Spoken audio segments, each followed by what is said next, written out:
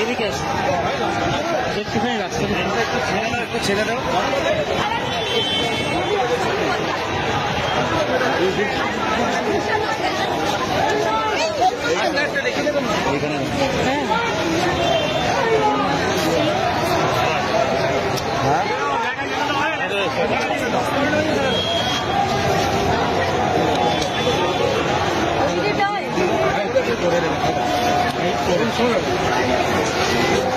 আরে আমাদেরও একটু সুযোগ দাও।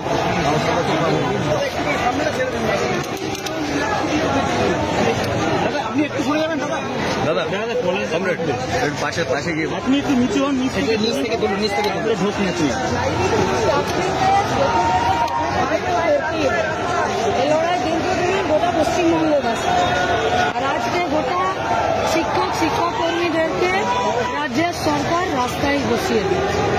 মূলত যেটা রাস্তার লড়াই, সেই লড়াই গোটা পশ্চিমবঙ্গ আছে। আর ছাত্র যুবরা তো এই লড়াইয়ের জন্য নিজেদের কমরেডদেরকে শহীদ হতেও দেখেছে, জেল কাটতেও দেখেছে। রাস্তায় তো থাকতেই হবে এই লড়াই। দাবি করছেন, কি বলছেন? ওয়েমার্কশিট প্রকাশ করতে হবে, যোগ্যদেরকে চাকরি দিতে হবে, সরকারি স্কুল শিক্ষাকে রক্ষা করতে হবে, ধ্বংস করা যাবে না যা চক্রান্ত করেছে।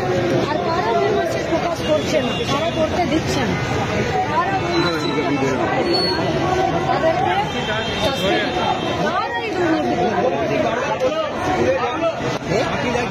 আমার উপরে ছেলে ধরেছে কোথায়? উনি যা কথা বলছেন নেই বলেই এখানে বসে থাকতে বাধ্য হচ্ছে।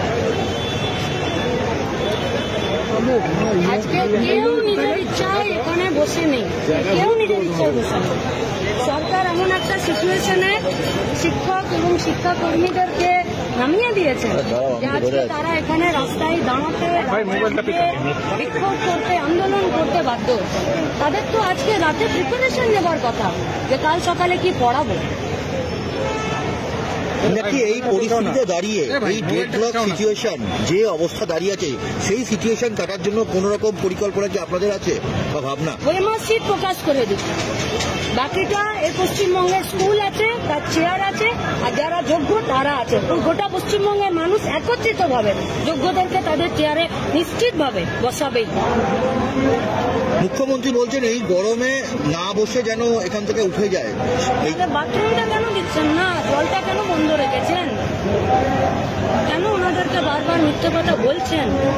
আর ওনারা তো এখানে কেউ সব করে বসে নেই, এনারা সব শিক্ষকতার জন্য শুধু এখানে যারা আছে তারা নয়, 2000 দিন ধরেও এই পশ্চিমবঙ্গে অসংখ্য ছেলেমেয়েরা রাস্তায় বসে থেকেছে, মাথার চুল বিসর্জন দিয়েছে, বাচ্চাকে নিয়ে বসে থেকেছে প্রেস ক্লাবের বাইরে। অন্তঃসত্ত্বা মা, বাচ্চা মারা গেছে। এরাই মানে যারা এখানে আছেন তাদের তো মান সম্মান যাওয়ার জন্য রাজ্যের সরকার কমিশন ব্যবস্থা করে। মুখ্যমন্ত্রী শুধু সেটা বলছেন না, বলছেন স্কুলে ফিরে ওরা মাইনে পাবে, মাইনে নিয়ে প্রবলেম হবে। মুখ্যমন্ত্রী ব্যবস্থা করেছেন বলেই আজকে রাজ্যের গোটা শিক্ষা ব্যবস্থাটা ধ্বংসের মুখে, এবং গোটা রাজ্যের শিক্ষিত মেধাবী গরিব বাড়ির ছেলেমেয়েরা যারা শিক্ষকতার স্বপ্ন দেখেছিল তারা আজ রাস্তায় বসতে বাধ্য হয়েছে শুধুমাত্র রাজ্যের সরকারের দুর্নীতি এবং কমিশনের দুর্নীতির জন্য।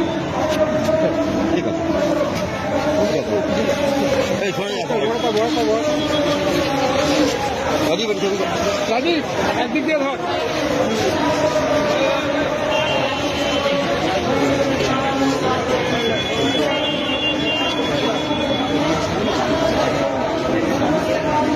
ভাই ভাই